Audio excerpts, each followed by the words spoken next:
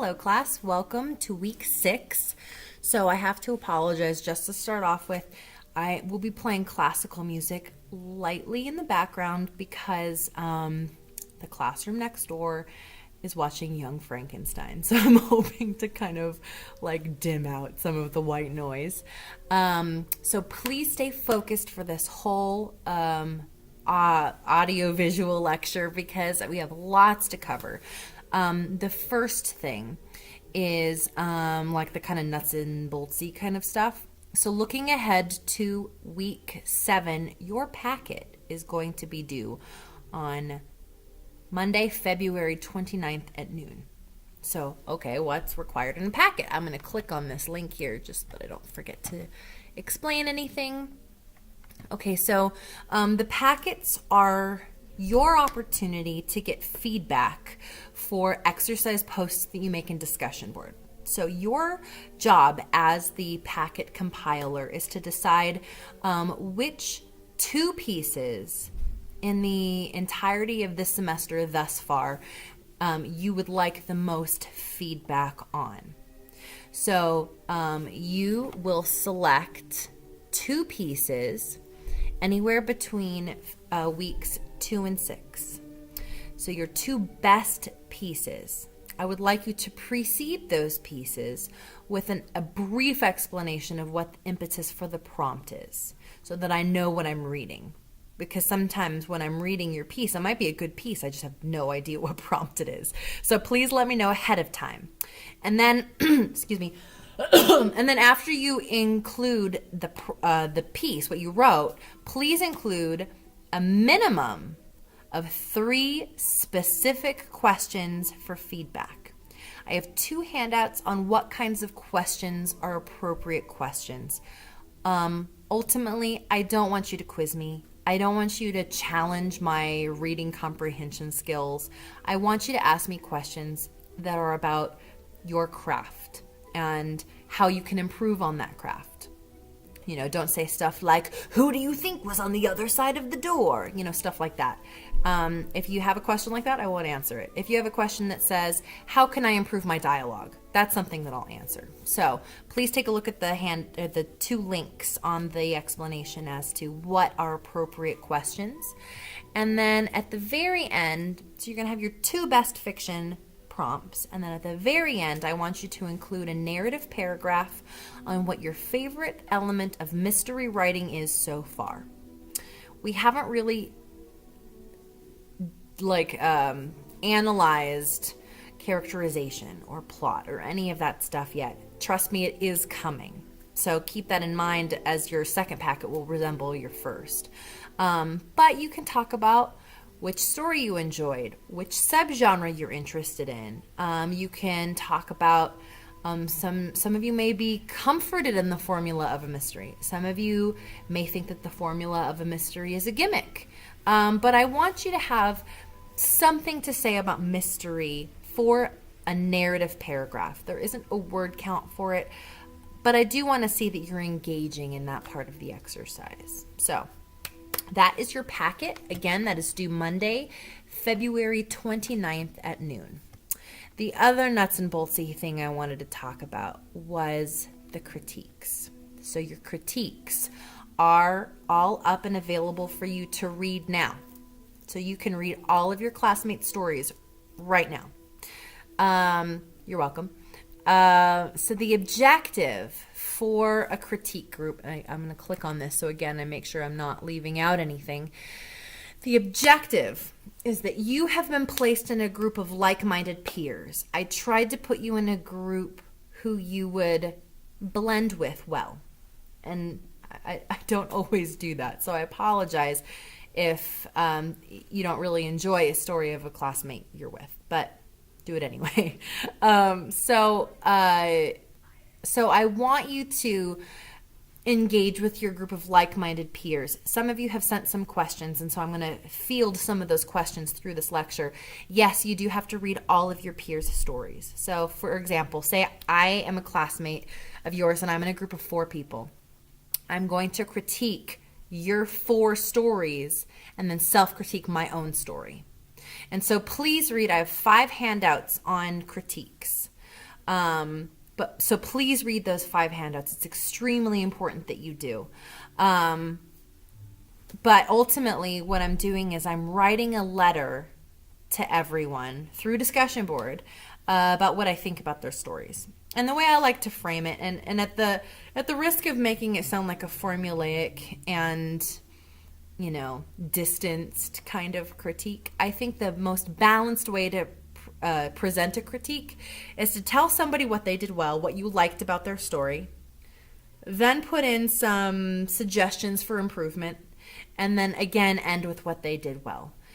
And like I said, I want you to be authentic. I don't want it to seem artificial. I don't want it to seem formulaic or synthetic. But I mean, think about you reading a critique from somebody. It would kind of be awful if the person just jumped immediately into the things that you didn't do well, right? And then at the end of the letter, there are some things that you did do well, but you've already been traumatized, right? And then the opposite is also true. It'd kind of be traumatic for you to read, well, oh, look at all these things I did well. And then you get to the bottom of the letter and it's like, oh, but you did this and you did that and you need this and you need that. And then they just end there. So I find that it's really balanced if you tell them something they did well, then give the constructive criticism, and then end with something positive. You don't have to do it that way. I trust you to format it however you think is best, as long as you are kind and authentic and respectful and compassionate to your group mates. So again, please read the 5 handouts. I'm not going to take you through them verbally right now because I do expect you to read them. But they will provide some pretty good feedback. So to extend my example, say I'm in a group of 4 other people, so a group of 5 of us total. I'm going to write all of their critiques, about a page each, and then I'm going to write a self-critique. Part of the importance with writing a self-critique is that you are ideally learning something, and that you can trust yourself and treat yourself with as much compassion as someone else. I've had a couple of you before, and you sometimes like to skip your self-critique. I want you to write a self-critique. Part of the points for this board include a self-critique because it's really important for you to acknowledge what you've done well and to recognize where you can improve. And that's the whole reason we do critiques. I don't make you do critiques because I want to get the week off and have somebody else grade your work, because I will still be grading your work and still be sending it back. By the way, that doesn't happen until after critique sessions. I don't give you my feedback for your piece until after your peers critique you, and I'll extend that thought in just a second. Yeah, so it's not like I want the week off or anything. The whole reason that I have you do critiques is because I want you to have the opportunity to see where your peers are. It's kind of a moment of kindness for you because, we read so many stories that are a finished product. And so if you can see the normal level, I feel like that's, almost an incorrect term. But if you can see the level that your peers are at, then you might not be so harsh on yourself when you compare your own draft to a completed, published, finished piece. So that's one reason. Another reason is because you're training yourself. Whether you know it or not, you're training yourself how to read an imperfect draft and how to find things to fix. You will not always be in a class. And hopefully all of you will continue to write after this class, which means if you're not in a critique group, you need to train yourself how to find things to fix. So that's the objective of this kind of critique session, is not only for you to receive feedback, not only for you to see the level of your peers and to see how you fit into that, but also to train yourself to find things to fix. Most of you have done this before. Most of you are pretty comfortable with it, but I still wanted to take this moment to explain to you why it is we go through all of this and what the objective is. So your Critiques are due on March 4th. They're due right before spring break. Hopefully then you can enjoy your spring break. That being said, we will be discussing Mr. Penumbra's 24-hour bookstore on March 18th. So you have some time after spring break, but not a whole lot of time. So looking at my list here of things to talk about for class, one is time management. Now, a couple of you had said something about, like a flippant comment about not having time to do something. And if you're being honest, you should make the time to do something. This is a wonderful opportunity to have this conversation because this is the writing life, right? If any of us are being honest, we say stuff like, oh, well, I haven't had time to work on that short story this week. I'll find the time. And then you don't, right? Like, you can't wait for time to drop in your lap, especially if you are, an adult who has a job and a family and bills to pay and errands to run, right? Like, you have to make time. You have to make time for yourself and make time for your writing. And sometimes you might feel like school challenges that.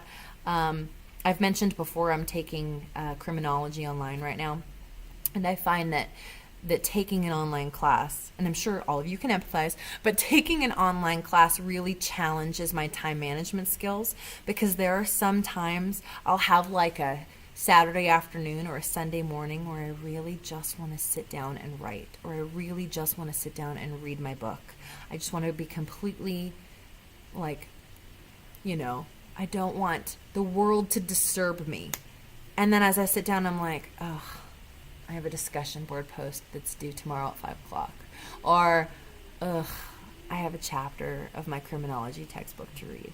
And I totally realize I am preaching to the choir on this one, because some of you have expressed, how much work I require.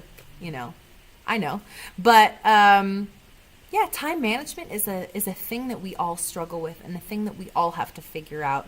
And I wanted to include that moment here because, honestly, I absolutely hate giving you homework over spring break. I absolutely hate it. I think the colleges and the schools give you time for a break with intention, because our human capacity is limited, right? So I want to give you spring break off. So that being said, please start reading now. Read your critique stories now. Read Mr. Penumbra's 24-hour bookstore now, so that you can enjoy spring break. And then the week before the post, you can just kind of, reread a couple of bits here or there, or write a summary, or, something, so you're a little more relaxed. So, end of soapbox moment. So we have the critiques, we have Mr. Penumbra's 24-hour bookstore, and we have Packet 1. All of that is week 7 and week 8 material. For week 6, you have a reading post and you have an exercise post as usual. This week is the first week that we will be reading from Best American Mystery Stories. I'm excited. Some of these are really good, and I'm excited to talk about them. So enjoy those. Now I'm looking back at my list. So all of the nuts and boltsy kind of stuff is over now in this conversation. If you have any questions on any of the expectations for grading or rubrics or critiques or any of that stuff, please feel free to email me. For Mr. Penumbra's 24-hour bookstore, I am not giving you like a list of questions to answer or any of that, because you're not in high school. That it kind of boils down to that. For those of you who are in high school, this is not a high school course. This is a college course. What I want you to do for Mr. Penumbra's 24-hour bookstore is to read the book, and then to have a thorough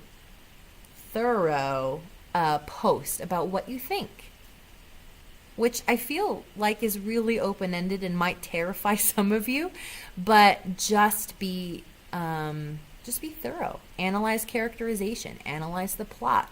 This is a mystery course, so how do you think a fiction book not classified as mystery still qualifies as reading material for a mystery course. So it's just some things to think about. If you're completely stumped, then you can Google discussion questions for Mr. Penumbra's 24-hour bookstore.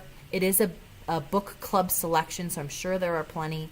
So you can do that if you'd like, but generally I want to see what you think. I don't so much care what some blogger thinks. I don't so much care what a reviewer for the New York Times thinks. I want to see what you think. So that is that. And I realized just one more thing on that. Do you remember when I threatened you? I'm sure all of you are like, yes. I don't want to do this. So that's my caveat. But I will assign an annotation if I have any doubt that you've actually read the book. So that being said, I want to see what you think in your post. No, I don't have a set of questions for it, but prove to me that you read it. So reference the plot plenty of times, reference specific scenes plenty of times. Prove to me that you read it. Most of the time I can tell. So enough on that. Okay, so on a couple of things from our week 5 post. Generally, I think that the PowerPoint presentation was a hit with all of you because so many of you didn't recognize that there were so many subgenres. And for those of you who did recognize that there were plenty of subgenres, I think most of you really liked the kind of linear approach of the PowerPoint to kind of detail, what classifies as what kind of subgenre. A couple of you were very nervous, I feel, because you may not have read a lot of mysteries, and that's perfectly okay.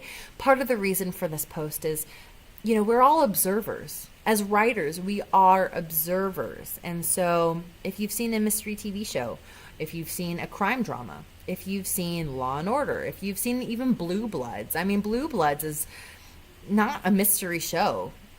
Even though it has mysterious elements to it, it's more of a police procedural. And so I love Blue Bloods, honestly. It's not a mystery, but I still enjoy it. I enjoy the characterization. I enjoy some of the plots. So,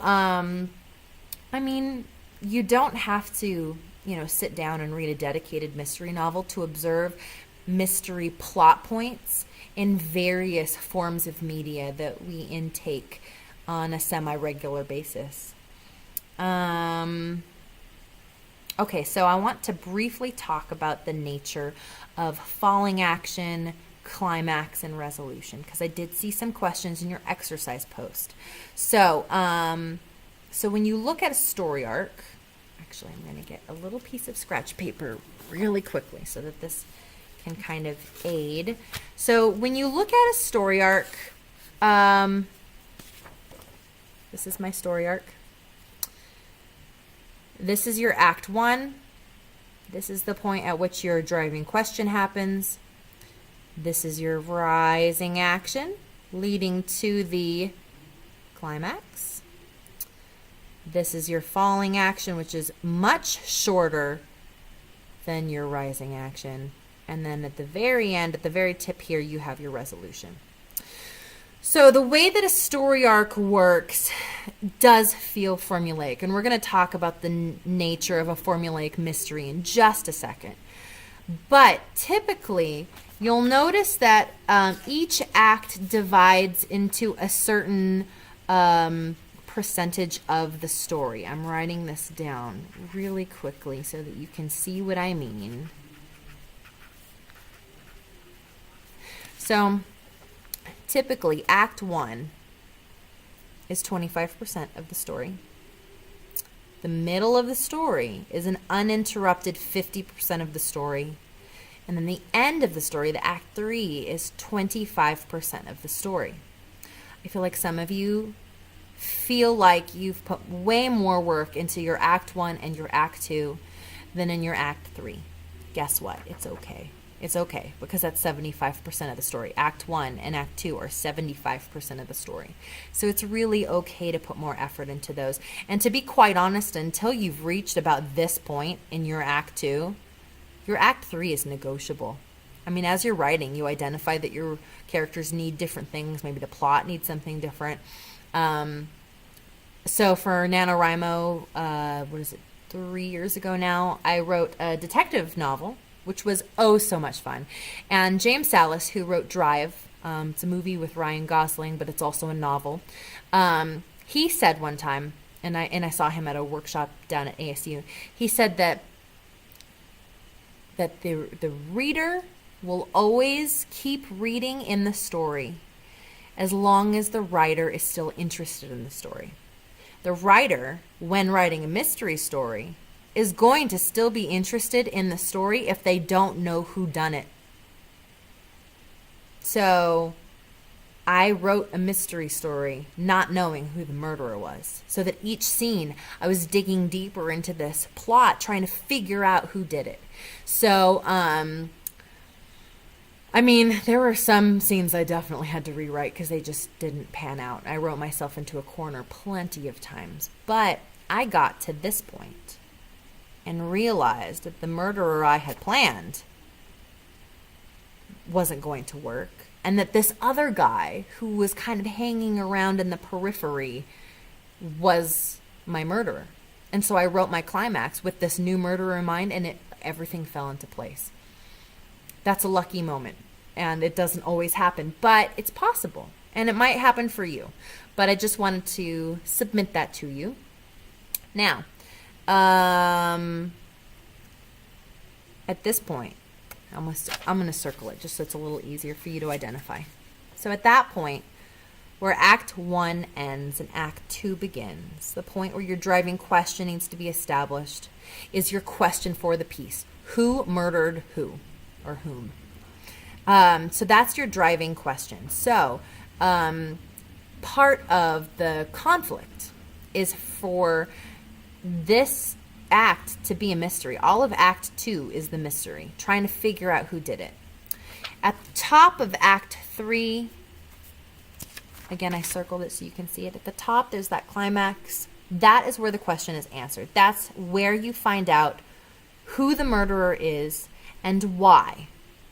If it's not a murder mystery, if it's like a, like a theft, like a caper, right? Or if it's like a suspense, if you already know who did it, and will this person survive, that kind of thing. That question is answered in the climax. It can be simple. You can also overthink it. But usually this is that moment in every TV show where the person in interrogation breaks and they finally confess. That's kind of that moment.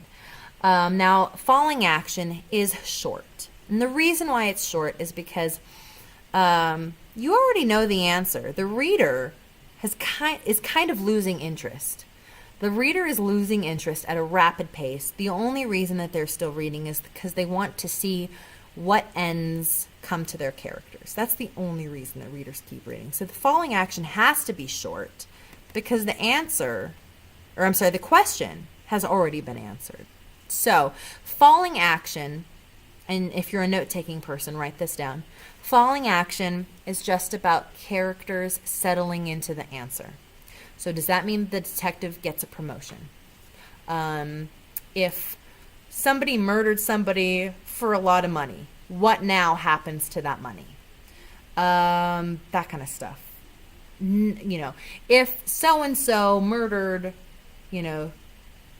whoever their name is, in order to, run away to Mexico with their child and start a new life, what happens to the child? Right? So, like, the falling action is all about tying up all those loose ends. So, if this, then what kinds of questions. If this is true, if this person is caught, if this person goes to prison, then what? Then what happens to the money? Then what happens to their family? Then what happens to the detective? So the falling action is all about tying up all of those loose ends. And then finally, the resolution is the end of your story. That's the moment at which we leave the story, and the reader needs to have some satisfaction, right? So the reader has to be okay with the detective still being disillusioned, whatever. So, yeah, So I hope that's helpful. If you have any questions about that, then make sure you email me and I can walk you through a little bit more. Two more things. This is a very easy transition. Following this formula, mysteries can often seem formulaic, right?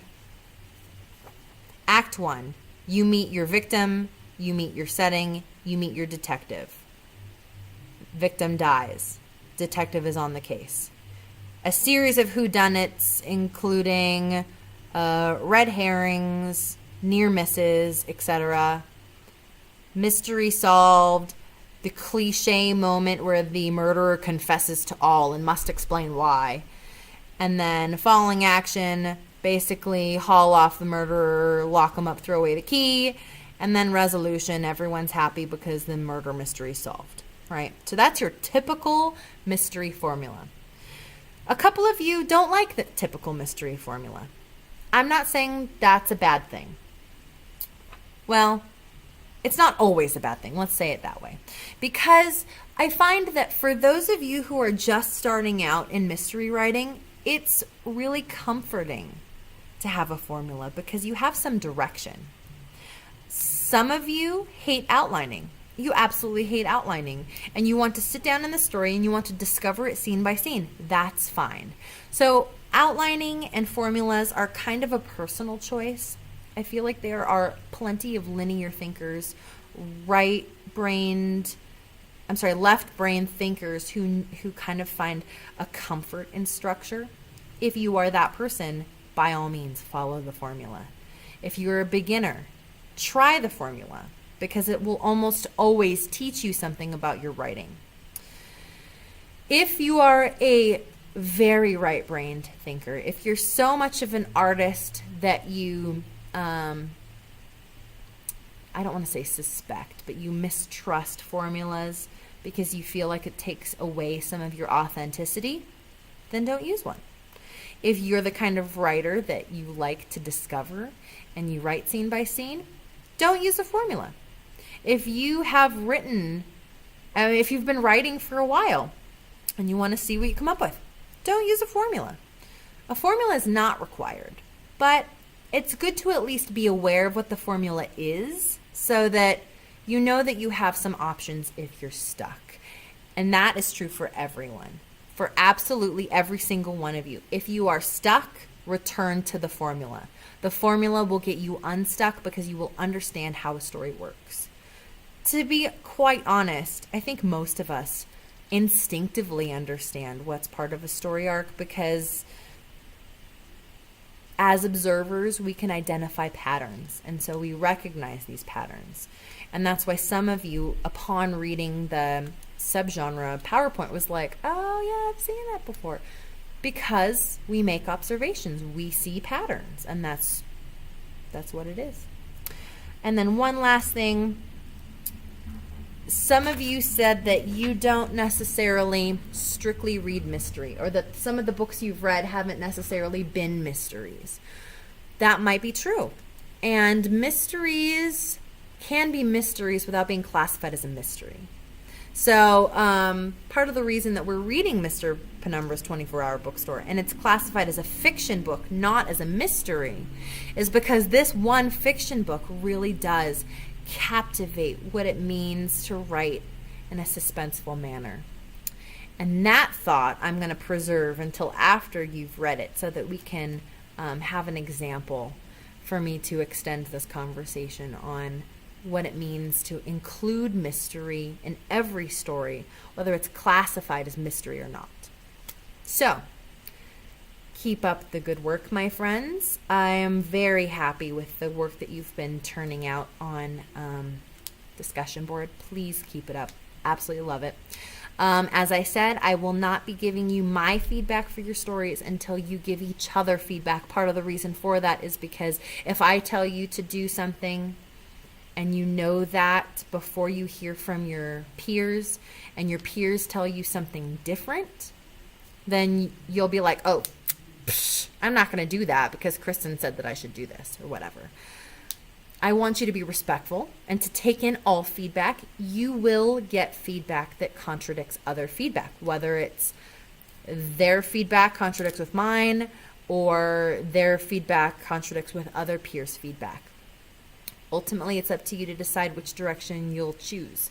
But I don't want you to discount your peers' feedback because it's not from an authority figure. So the authority figure's feedback will come after the peers. It's like I've planned this out or something.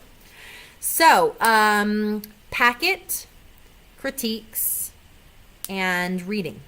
Lots of stuff for you to do. If you have questions on any of it, shoot me an email and I'll help you out. Otherwise, I shall see you online, and write well, my friends, and take chances. Bye.